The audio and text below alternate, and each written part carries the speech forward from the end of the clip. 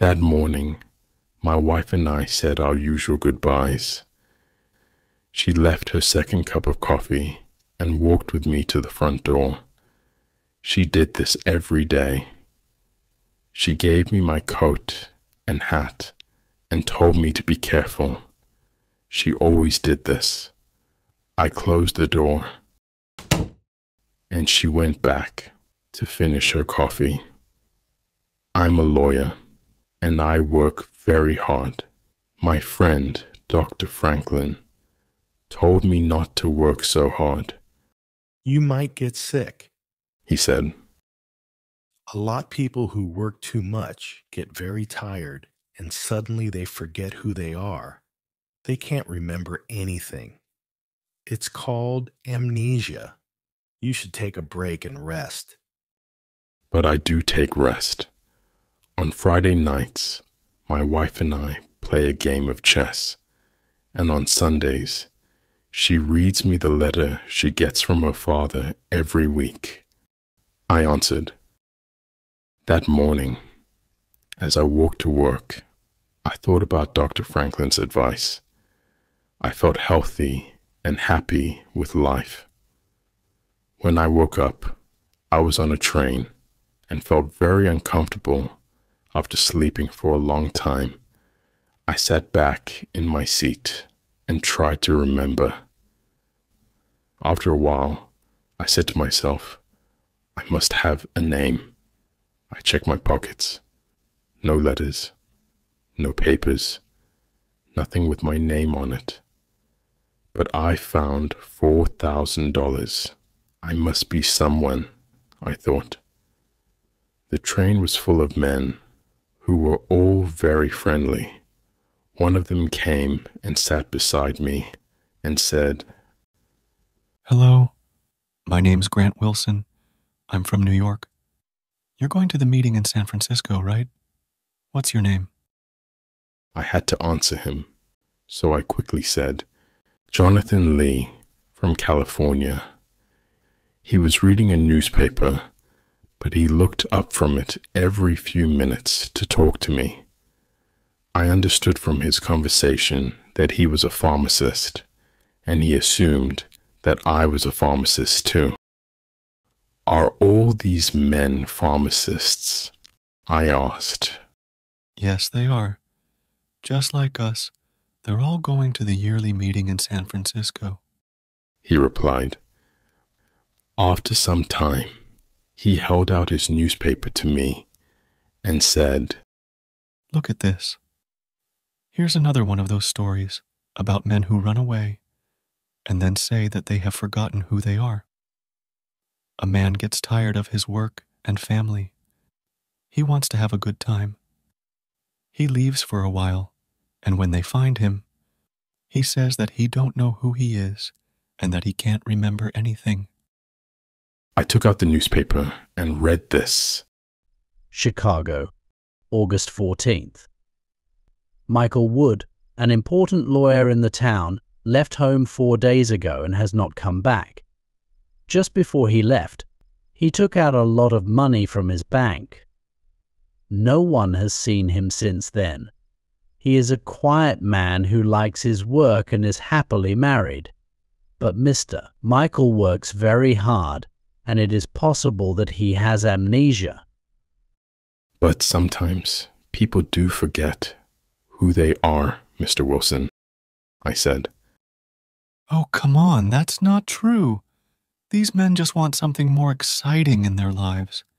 Perhaps another woman or something different. Mr. Wilson replied. We arrived in San Francisco at around 9 o'clock at night. I took a taxi to a hotel and wrote the name Jonathan Lee in the hotel register. The young man at the hotel desk looked at me a bit strangely since I had no suitcase with me. I'm here for the pharmacist meeting. Unfortunately, my suitcase got lost, I said. I then took out some money and gave it to him. The next day, I bought a suitcase and some clothes and started living life as Jonathan Lee.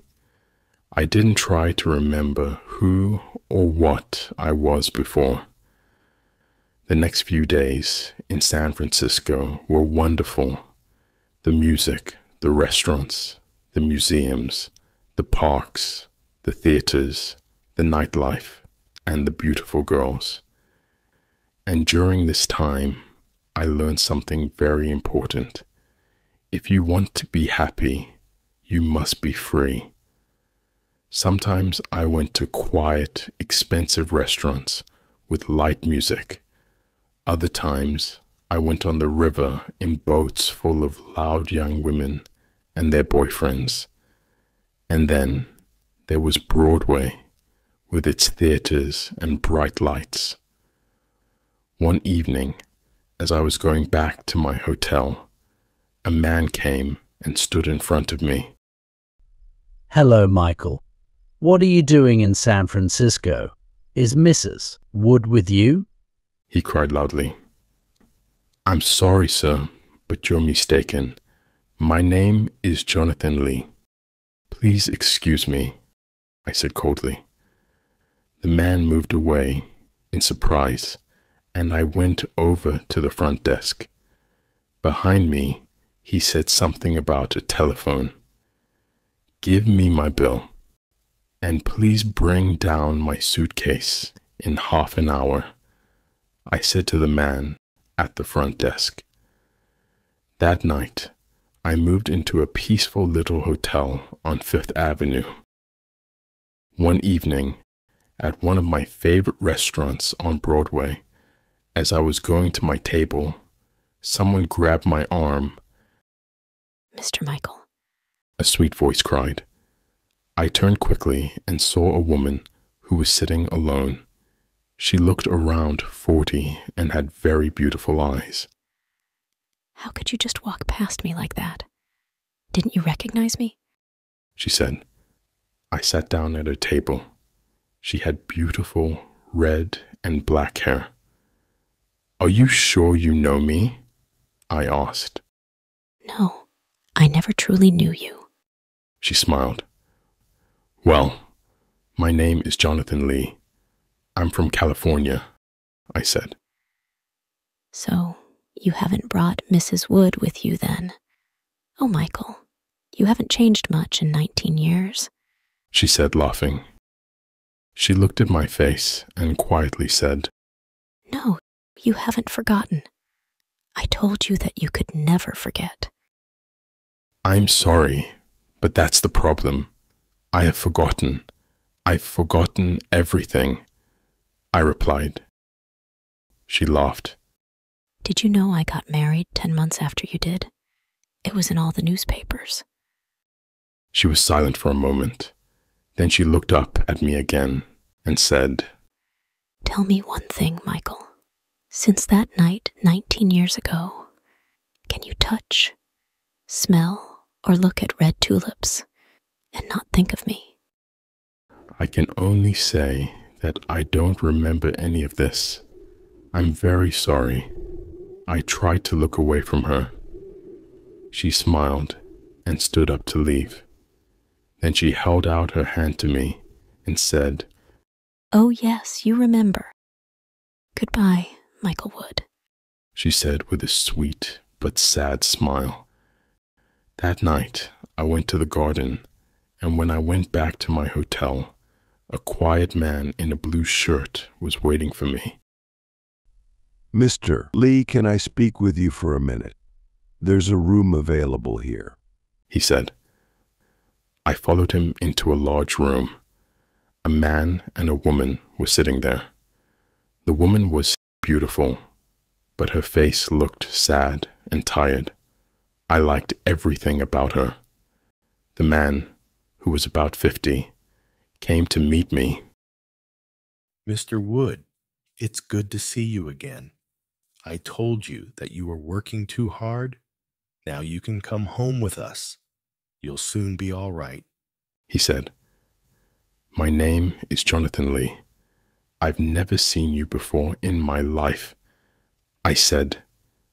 The woman cried out. Oh, Michael, I'm your wife. She tried to hug me, but I pushed her arms away. Oh, doctor, what's wrong with him? The woman cried. Go to your room. He'll soon be well again, The doctor said to her. The woman left, as did the man in the blue shirt. The doctor then turned to me and said quietly, Listen, your name is not Jonathan Lee. I understand, but a man must have a name. Why not Jonathan? I replied. Your name is Michael Wood. You are one of the best lawyers in Chicago, and that woman is your wife. The doctor said. She's a very beautiful woman. I love the color of her hair, I said. She's a very good wife as well. When you left 3 weeks ago, she was very sad. Then we got a telephone call from a man who saw you here in this hotel. I think I remember him, I said. He called me Michael. Excuse me, but who are you? I'm Tom Franklin. I've been your friend for 30 years and your doctor for 20 years. Michael, try to remember. You say you're a doctor. Then please tell me, how can I get better? Does amnesia go slowly or suddenly? I asked. Sometimes it goes slowly, sometimes suddenly. Will you help me, Dr. Franklin? I asked. My dear friend, I'll do everything that I can. He said. Very well. And if you're my doctor, you can't tell anyone what I say. Of course not. Dr. Franklin answered. I stood up. There were some red tulips on the table. I walked over, picked them up, and threw them out of the window. Then I sat back down.